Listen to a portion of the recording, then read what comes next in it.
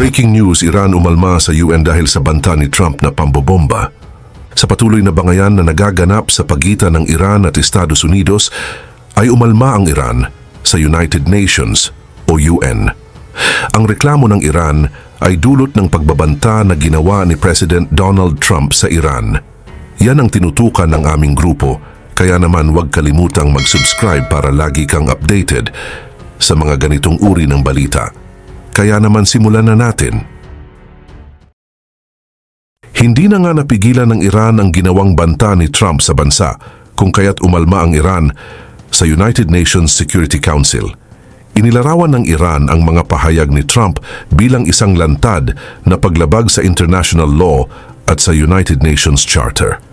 Tinawag din ng Iran ang mga komento ni Trump na reckless at belligerent.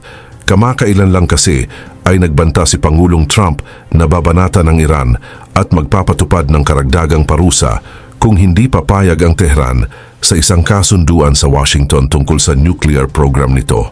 Ilang oras matapos ang banta ng pambobomba ni Trump, iniulat ng Iranian state media na inihahanda na ng bansa ang kanilang mga missiles na kayang tumarget sa mga posisyon na kaalyado ng Estados Unidos sa iba't ibang panig ng mundo. Ang hindi pangkaraniwang sagupaan na ito ay nangyari ilang araw matapos ipakita ng Iran ang tinatawag nitong underground missile cities upang patunayan ang kanilang kakayahan pagdating sa labanan. Sa isang liham, binigyang diin ng Iranian UN Ambassador na si Amir Said Iravani na mahigpit na binabalaan ng Tehran ng Estados Unidos laban sa anumang hakbang na magpapalala sa tensyon.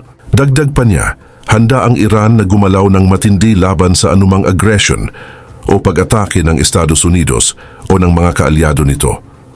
Noong 2018, iniatras ni Donald Trump ang Estados Unidos mula sa kasunduang nuklear na noon ay naglalagay ng mahigpit na limitasyon sa mga aktibidad ng Iran kapalit ng pagbabawas ng mga parusa. Noong Lunes, nagsalita naman si Iranian Supreme Leader Ayatollah Ali Khamenei laban sa mga banta ni Trump. Ayon sa kanya, kung magsasagawa ng opensiba ang Estados Unidos laban sa Iran, tutugon sila ng mas malakas na kontra-atake. Anya, ang galit mula sa Estados Unidos at Israel ay palaging naroon. Pinagbabantaan nila kaming atakihin na sa tingin namin ay hindi malamang na mangyari, pero kung sila ay magsisimula ng kaguluhan, siguradong makakatanggap sila ng matinding ganti. Samantala, sinabi rin ng Iranian President Masoud Pezeshkian na tinanggihan ng Iran ang direktang negosasyon sa Estados Unidos kaugnay ng nuclear program nito. Ayon sa Tehran, bago pumasok sa anumang pag-uusap, kailangang patunayan muna ng Washington na ito ay mapagkakatiwalaan. Dagdag pa niya, hindi maaaring mangyari ang usapan habang may banta ng digmaan o bagong parusa. Simula kasi nang maupo bilang Pangulo ng Estados Unidos noong Enero 2025, muling ipinatupad ni Trump ang kanyang maximum pressure campaign upang pilitin ang Iran na makipagkasundo sa isang bagong kasunduang nuklear. Bukod dito, mariinding kinondena ni Trump ang Iran at ang mga kaalyado nitong rebelding Houthi sa Yemen. Sa isang post sa kanyang social media platform na Truth Social, sinabi ni Trump na dapat itigil ng Houthi rebels ang pag-atake sa mga barko ng US, kundi haharapin nila at ng Iran ang matinding consequence. Nagpapatuloy ang sagupaan sa pagitan ng US at ng Houthi rebels kung saan inaatake ng mga ito ang mga barko ng Amerika habang patuloy naman ng US sa pag-target sa mga kampo ng Houthi sa Yemen. Samantala, sinabi ng Iranian General na si Amir Ali Hajizadeh, commander ng Islamic Revolutionary Guard Corps, ang isang agarang pag-atake sa isang base militar ng US bilang tugon sa patuloy na banta ni Donald Trump na bombahin ang rehiyon. Aniya, ang US ay may hindi bababa sa 10 base sa rehiyon sa paligid ng Iran at mayroong 50,000 na sundalo. Ang isang taong nasa isang silid na gawa sa salamin ay hindi dapat maghagis ng bato kahit kanino. Bilang tugon, pinalakas ng US ang presensya ng militar nito sa gitnang silangan. Nagpadala ng karagdagang puwersa, kabilang ang mga F-35 combat jets, B-2 bombers at 2 carrier strike groups na may layuning pigilan ang agresyon ng Iran. Ang kasalukuyang tensyon sa pagitan ng Estados Unidos at Iran ay lalong nagpapalala sa kawalang katiyakan sa rehiyon ng Kanlurang Asya.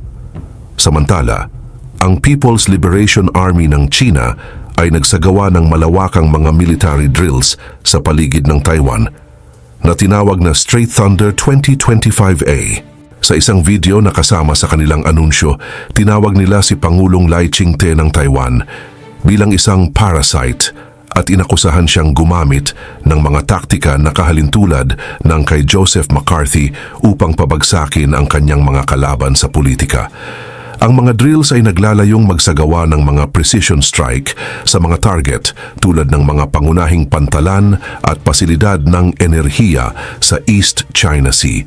Kasama sa mga operasyon ang pagpasok ng grupo ng aircraft carrier na siyandong sa Air Defense Identification Zone ng Taiwan. Bilang tugon, ipinadala ng Taiwan ang kanilang mga warship at aircraft upang subaybayan at tutulan ang mga aksyon ng China na itinuturing nilang isang seryosong banta sa regional na kapayapaan at katatagan.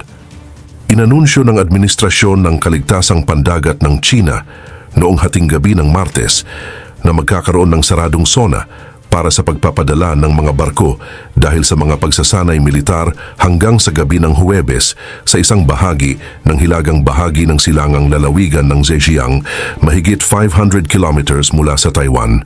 Manatiling nakatutok sa patuloy na umiinit na tensyon sa pagitan ng US at Iran